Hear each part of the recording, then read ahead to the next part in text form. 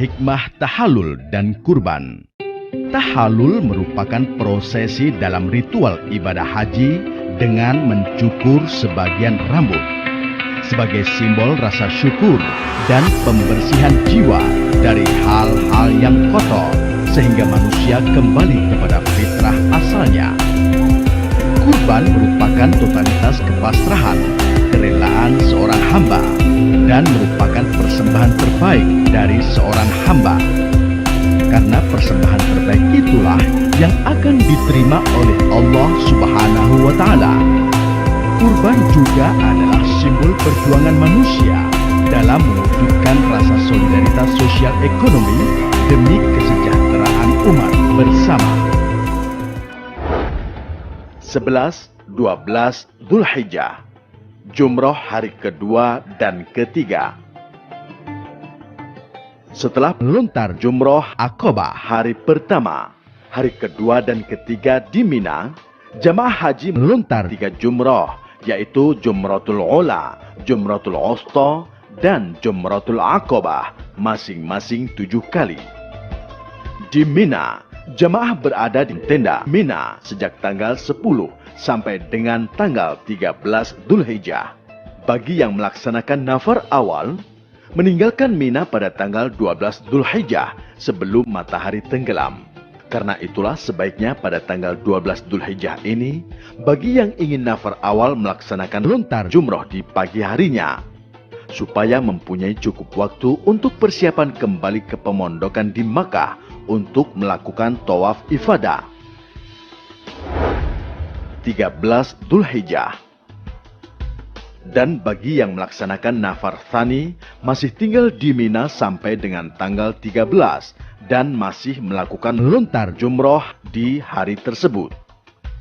Dan kemudian di sore harinya bersiap-siap kembali ke Makkah untuk melakukan tawaf ifadah. Hikmah mabit di Mina.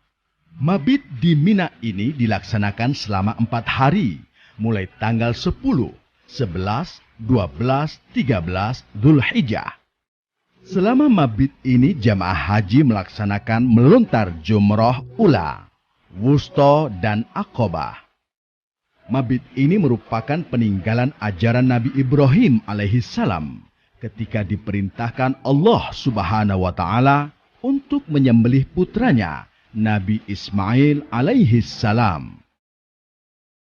Dalam perjalanan menjalankan perintah Allah inilah, Nabi Ibrahim mendapat godaan terus-menerus dari setan agar mengurungkan niatnya untuk menyembelih putra kesayangannya. Tetapi Nabi Ibrahim alaihissalam tetap istiqomah menjalankan perintah Allah Subhanahu wa Ta'ala ini dan melempari setan-setan tersebut dengan batu kerikil atau jamroh. Makna melontar jamroh adalah perang kita terhadap musuh yang paling nyata bagi manusia, yaitu setan. Karena setan-setan tidak pernah lengah untuk menggoda manusia agar terjerumus ke dalam api neraka. Di samping itu, selama mabit ini kita disunahkan untuk selalu mendekatkan diri kepada Allah Subhanahu wa Ta'ala dengan berzikir dan berdoa. Tawaf ifadah. Tawaf ifadah. Tawaf ifadah adalah salah satu rukun haji. Tidak sempurna haji tanpa melakukan tawaf ifadah. Tawaf ifadah dilakukan sebanyak 7 putaran dan dilakukan dengan sa'i sebanyak 7 kali perjalanan. Kecuali bagi haji ifrad dan qiran yang sudah melaksanakan sa'i pada waktu tawaf kudum. Setelah melakukan tawaf ifadah, telah halal baginya dari larangan-larangan ihram, termasuk berhubungan badan suami istri. Tawaf wada.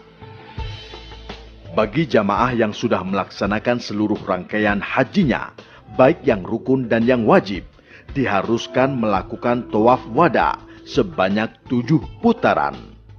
Setiap putaran mengucap doa.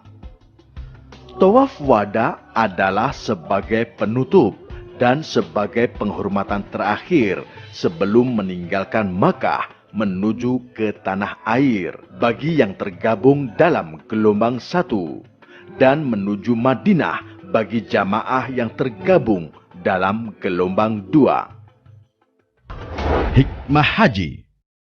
Hikmah dari seluruh rangkaian ibadah haji adalah sebagai gambaran perjalanan menuju akhirat atau miniatur akhirat, dan haji merupakan latihan untuk menghadap Allah, latihan untuk melaksanakan pulang kampung menuju surga Allah Subhanahu wa Ta'ala.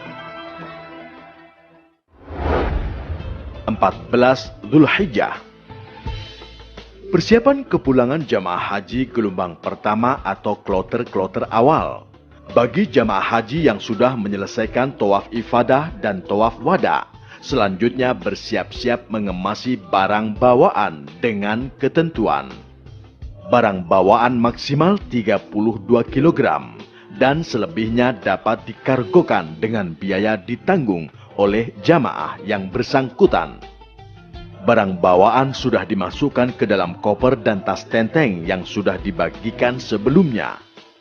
Tidak boleh membawa benda tajam seperti pisau, gunting, dan lainnya. Tidak boleh membawa benda yang mudah meledak seperti gas, korek gas, dan lainnya. Setiap jamaah mendapatkan air zam-zam yang sudah disediakan di setiap embarkasi di tanah air. Dan demi keamanan penerbangan, dilarang keras menyimpan air zam-zam di dalam koper atau tas tenteng. Gelombang 1 dipulangkan ke tanah air melalui Bandara King Abdul Aziz, Jeddah. Sementara yang tergabung dalam gelombang 2 segera menuju ke Madinah untuk ziarah dan sholat arba'in di Masjid Nabawi. Selanjutnya akan dipulangkan ke tanah air dengan melalui Bandara Amir Muhammad di Madinah.